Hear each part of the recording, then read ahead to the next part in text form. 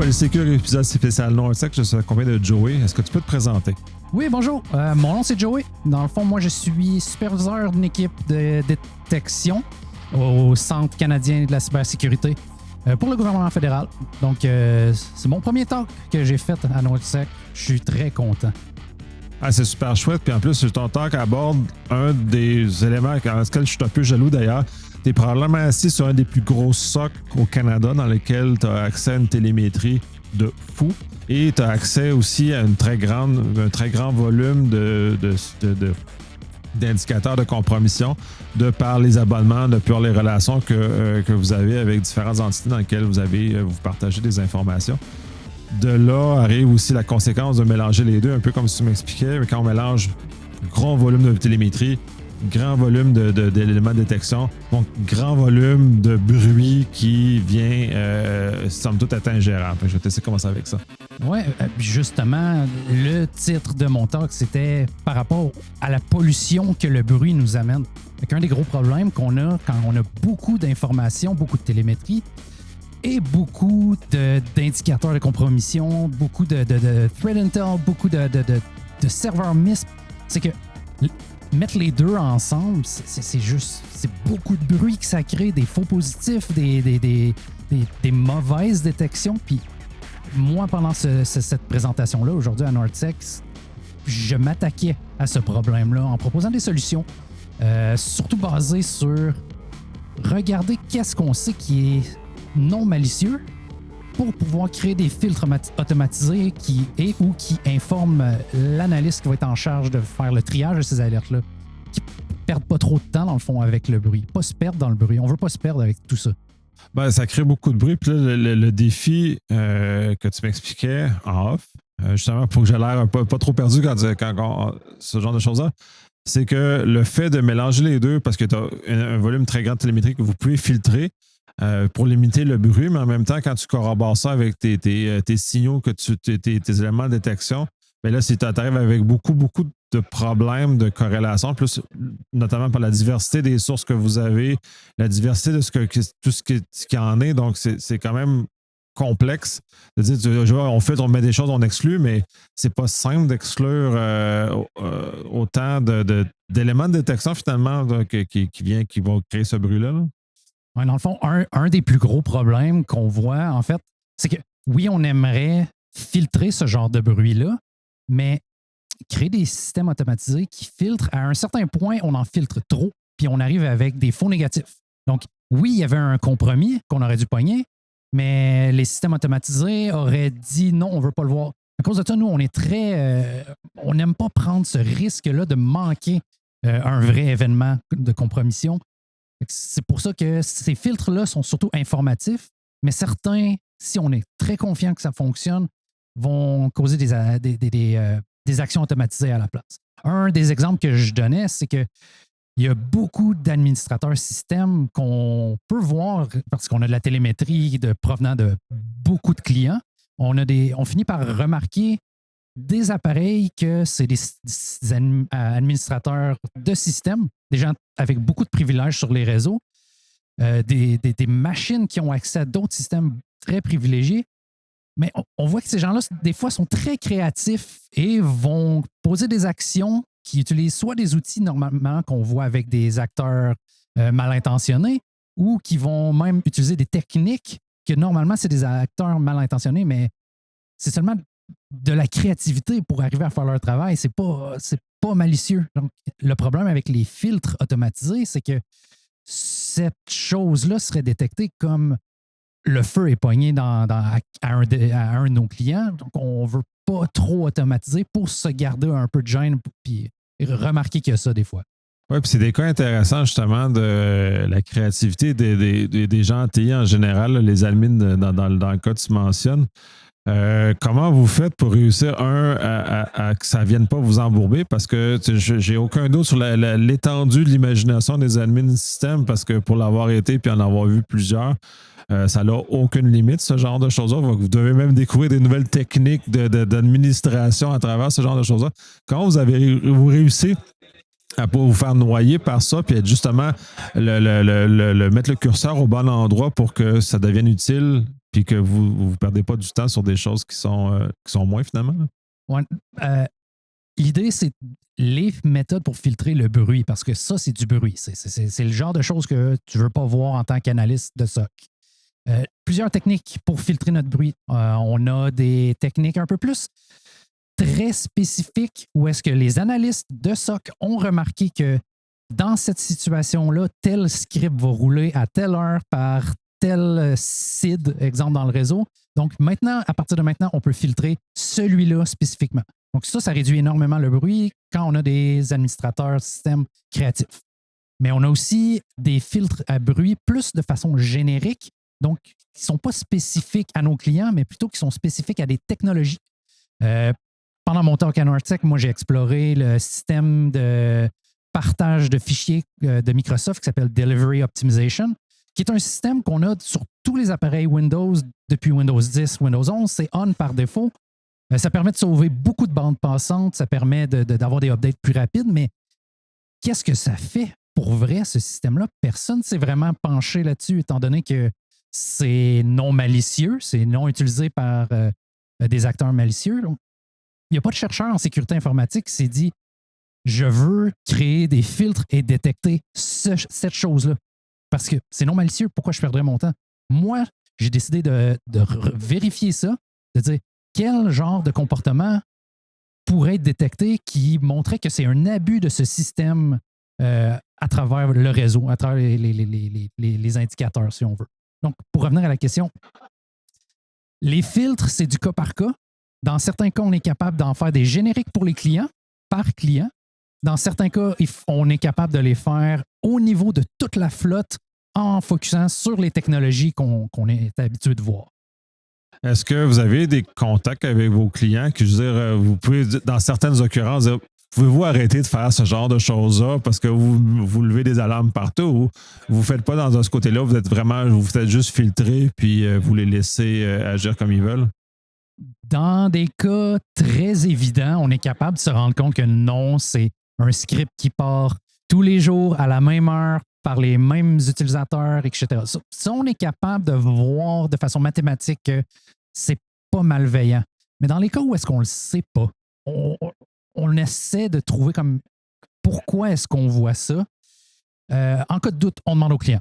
Pas le choix. C'est eux qui connaissent leur réseau. C'est eux qui connaissent quel est le problème. À la limite, ça peut même être tellement un risque pour eux qu'ils vont demander que cette pratique-là soit changée. Mais c'est pas nous, étant donné qu'on n'a pas de marteau, nous, on ne fait que partager l'information, de dire c'est un peu louche, veuillez s'il vous plaît faire votre propre enquête.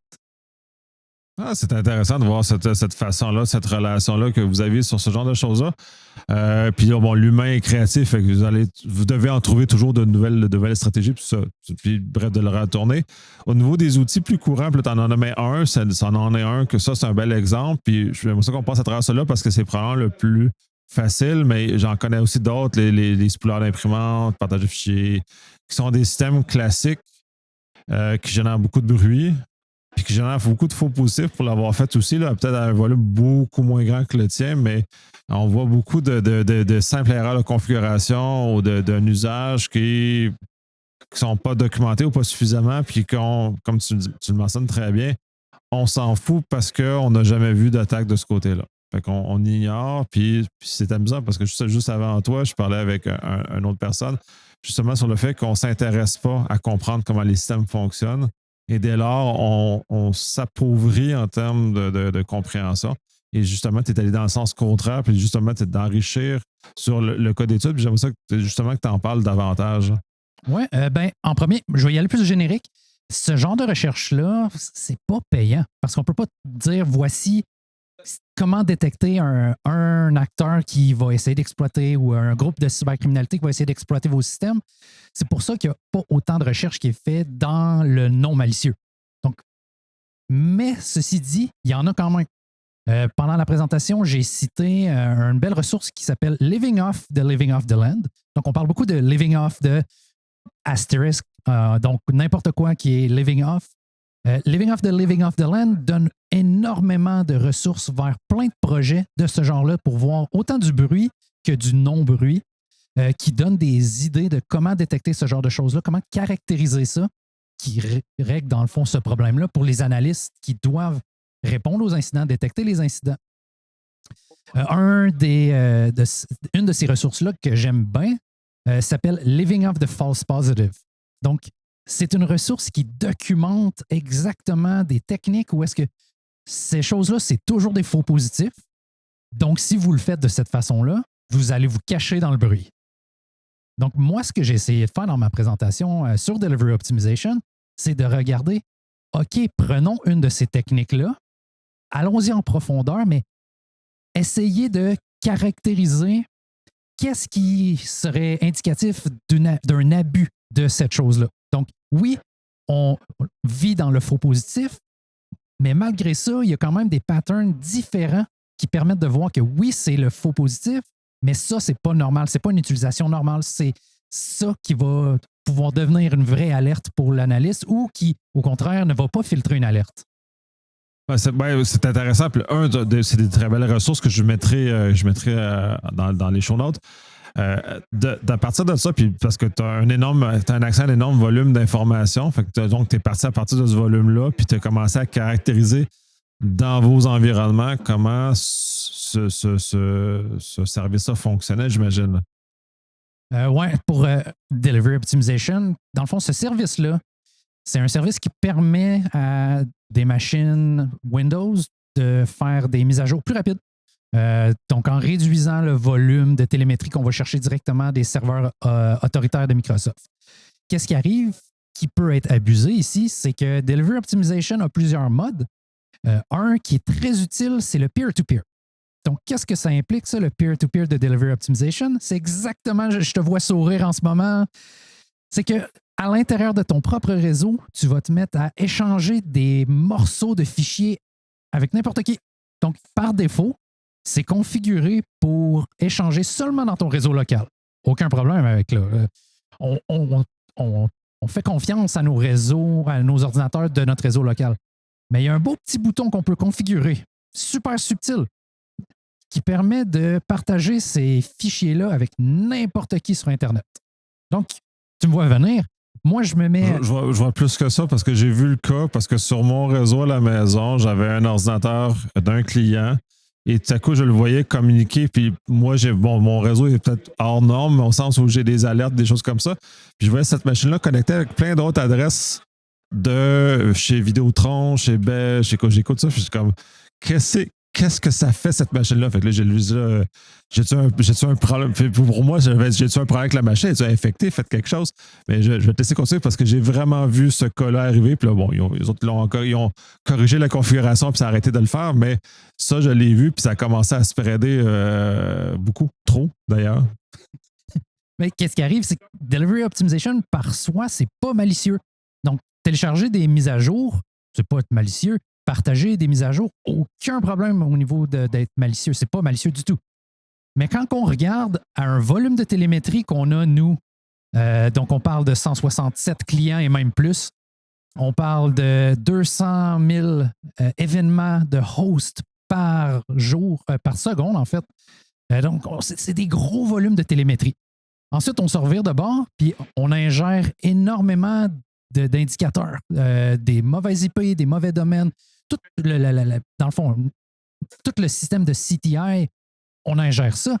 Donc, quand on met les deux ensemble, on a des matchs partout parce que toutes les machines se mettent à partager des mises à jour avec, dépendant de la configuration, se mettent à partager des mises à jour soit avec le réseau local ou les réseaux dans le monde par peer-to-peer.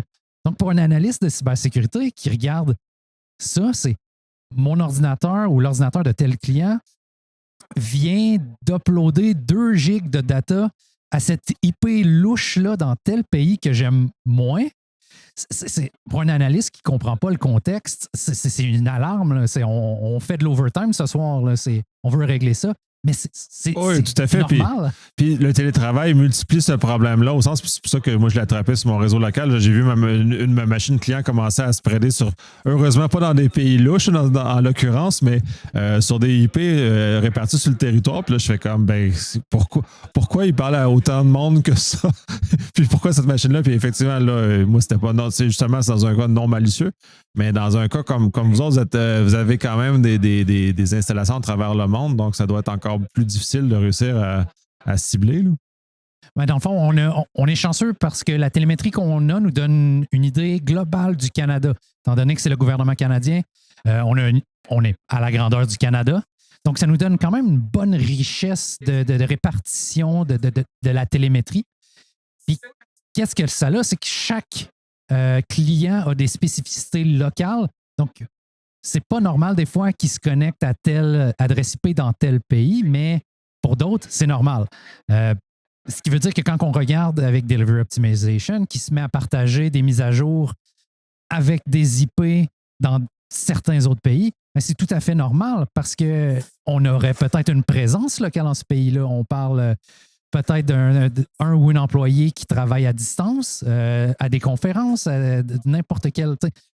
On a des présences, c'est ça, un peu plus mondiales à ce niveau-là. Fait que, des fois, ça fait peur de voir la télémétrie, mais mon rôle en tant que justement Detection Engineer, c'est ça, c'est de caractériser ce genre de bruit-là et de filtrer les alertes de ce genre-là. Mais à partir de là, tu as un fonctionnement normal, donc puis un peu qui peut paraître louche. Puis moi, j'ai greffé au plafond quand j'ai vu ça arriver. Et ensuite, comment tu bascules du fait, OK, bon, ça, c'est un comportement normal, à ça n'est pas un comportement où le service a été abusé d'une façon ou d'une autre, donc un acteur malicieux aurait utilisé des services, un living of the land, si on veut, pour aller plus loin. Comment tu réussis à faire la part des choses, justement, pour filtrer correctement puis juste garder le signal important? Ce qui est important pour nous, c'est d'avoir la bonne télémétrie. Donc, je donne un exemple.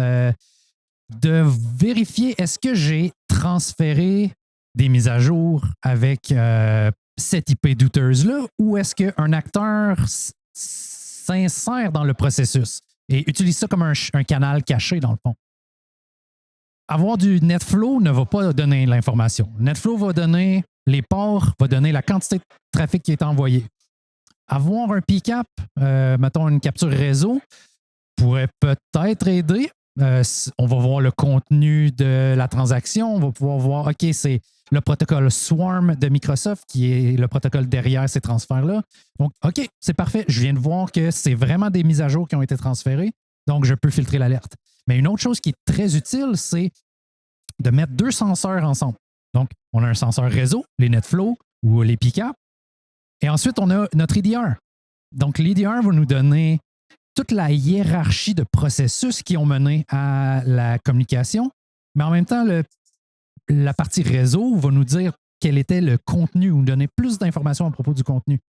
Donc, nous, c'est comme ça qu'on est capable de voir. Est-ce que sur l'hôte, sur l'ordinateur, est-ce qu'on voit le type d'événement qu'on s'attendrait normalement à voir pendant la négociation qui va mener à un partage peer-to-peer de Delivery Optimization dans ce cas-là. Donc, c'est toute une question de contexte.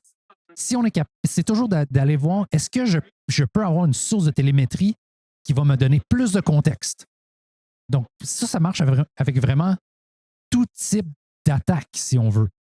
On peut se mettre, exemple, à ingérer des indicateurs puis dire, ce domaine-là, si vous parlez avec ce domaine-là, vous êtes compromis. Je donne un exemple. Donc, on parle, ce qui est bien populaire ces temps-ci, c'est les fake captcha. Donc, les gens vont sur Internet et la page web dit cliquez ici, maintenant faites Windows R, CTRL-V, Enter pour nous prouver que vous n'êtes pas un robot. Donc, mais bien sûr, je ne suis pas un robot. Je vais cliquer. Donc, il y a un payload qui s'en va dans le clipboard. Windows R, on a notre fenêtre d'exécution qui ouvre, CTRL-V, on met le payload, Enter, on exécute le payload. Donc, dans un EDR, on voit ça, on voit cette chaîne-là. Donc, ce qui fait en sorte que quand la machine de l'utilisateur visite le domaine qu'on a ingéré dans le CTI, exemple, si on voit cette chaîne d'événements, on sait que c'est mauvais. Mais d'un autre côté, si on voit que ce domaine-là a été visité par un furteur web, c'est normal. C'est pas malicieux, ça. C'est tout simplement que quelqu'un a été sur ce domaine. On voit pas le problème. Mais si on voit après ça la chaîne de processus provenant de Explorer qui mène à exécuter ça, là, il y a un problème. Puis là, on veut remédier l'incident. Effectivement, je trouve ça très intéressant, cette corrélation forte entre les événements réseau et les événements endpoint, justement, de ramener les deux.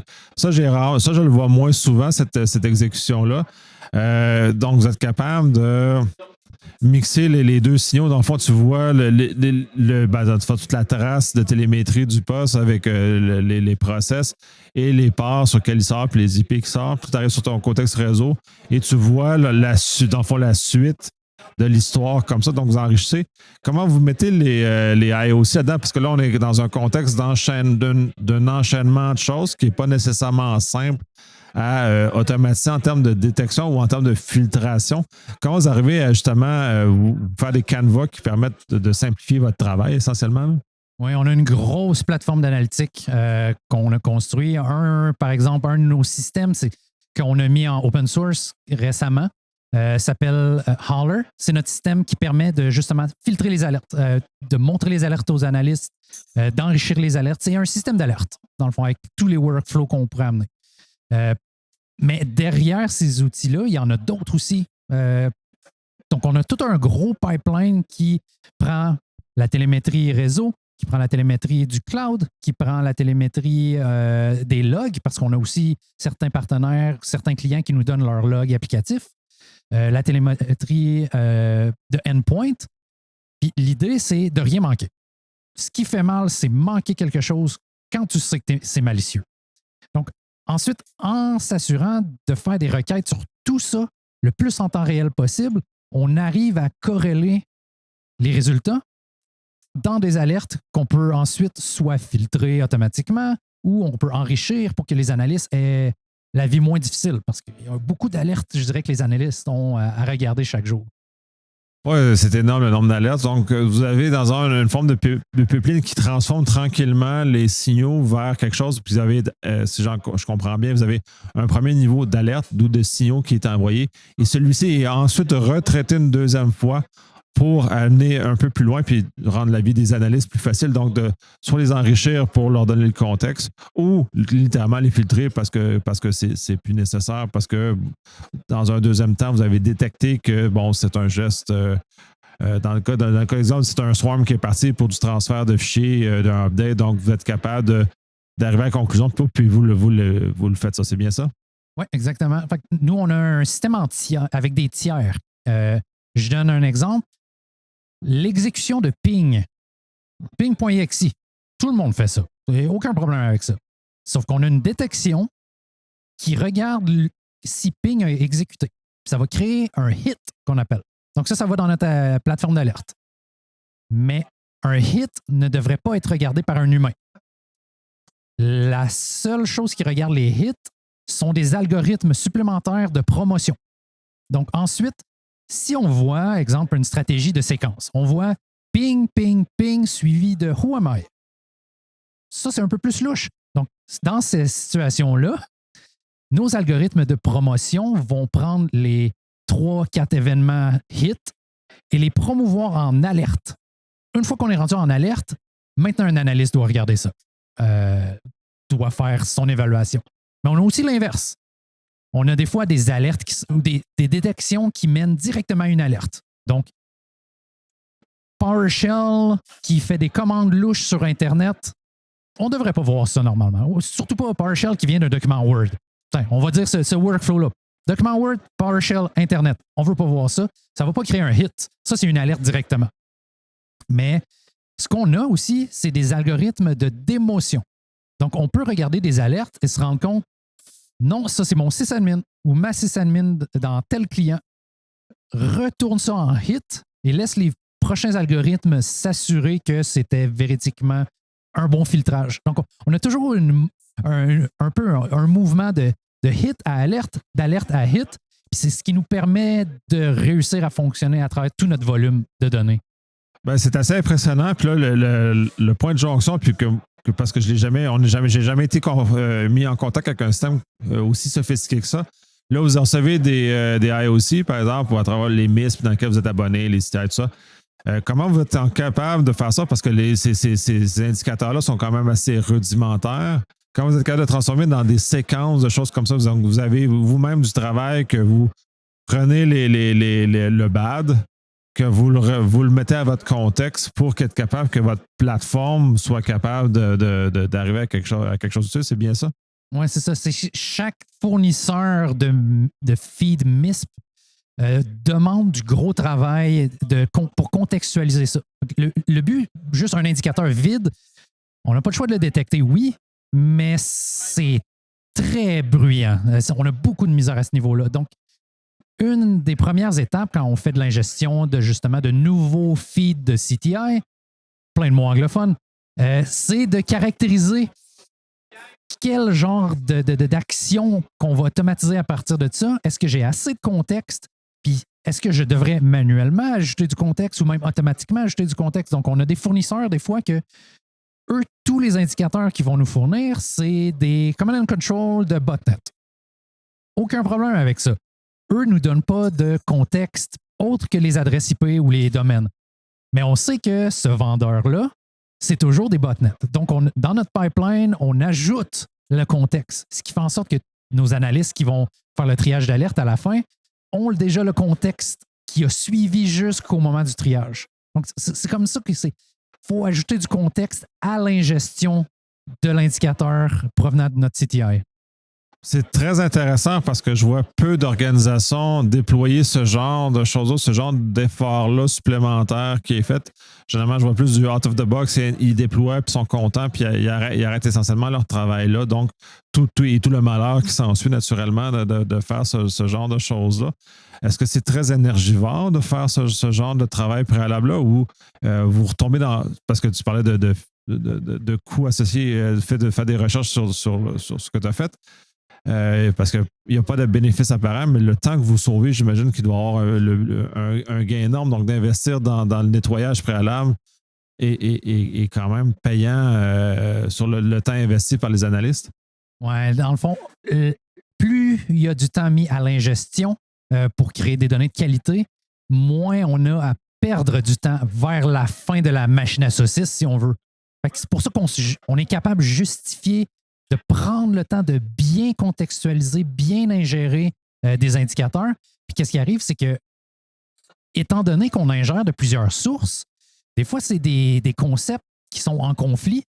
Des fois, c'est des indicateurs que c'était vrai v'là 2 semaines, mais je viens de l'ingérer, il est trop tard. Donc, le temps joue dans la qualité des indicateurs ici, le contexte joue dans la qualité des indicateurs, puis en même temps, je donne un exemple d'un des rapports qui a été publié récemment de plein de routeurs à grandeur du monde qui sont compromis. Ce qui veut dire que des acteurs pourraient sauter sur les routeurs pour paraître comme s'ils venaient de ce pays-là. Donc, le geofiltering ne sert pas tant dans ces situations-là.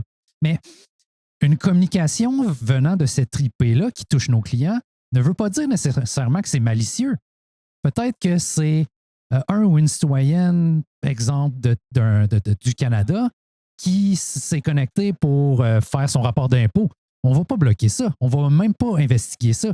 Donc, ce qui est important, c'est que quand on a fait l'ingestion de l'indicateur, on n'a pas dit en partant, cette chose-là, cette IP-là, c'est malicieux.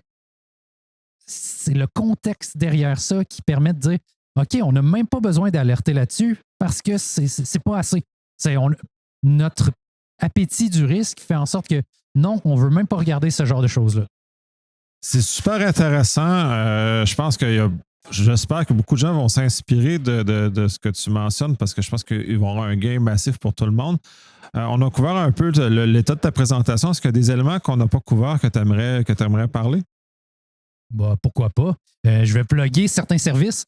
Donc, si un ou une citoyenne du Canada aimerait profiter des indicateurs qu'on trouve, nous, au Centre canadien de la cybersécurité, on partage ces indicateurs-là avec l'organisme CIRA, donc qui est responsable du domaine .ca. Eux, CIRA, ont un service qui s'appelle Canadian Shield. En s'abonnant à Canadian Shield, si on choisit le serveur DNS qui protège les cybermenaces, ben, nos indicateurs sont là-dedans. Donc, ça vous permet, les citoyens, d'être protégés des cybermenaces, puis grâce à ce partenariat-là. Donc, ça ne coûte rien de configurer le routeur de la maison pour pointer vers Canadian Shield. Puis moi, je recommande ça parce que c'est un autre filtre de protection que n'importe quel citoyen pourrait utiliser. Puis on fait le travail. Pourquoi pas l'utiliser? Oui, c'est super intéressant. Puis je l'utilise déjà depuis quelques années, je crois, ce service-là. C'est vraiment très, très, très bien d'avoir de ce retour-là à la communauté. Puis ça, j'aime beaucoup ça, l'effort du gouvernement fédéral d'être capable de retourner aux citoyens un peu toute l'énergie qui est investie à protéger ces infrastructures, mais aussi pour protéger la communauté. Merci énormément, c'est super intéressant. Je le répète, j'espère que les gens vont s'inspirer de votre façon de faire parce que je pense qu'il y a beaucoup de choses à en tirer. Puis beaucoup d'améliorations, je pense que dans les socs qu'on a à travers le pays, de lesquels pourrait bénéficier de justement toute cette connaissance-là. Un gros merci.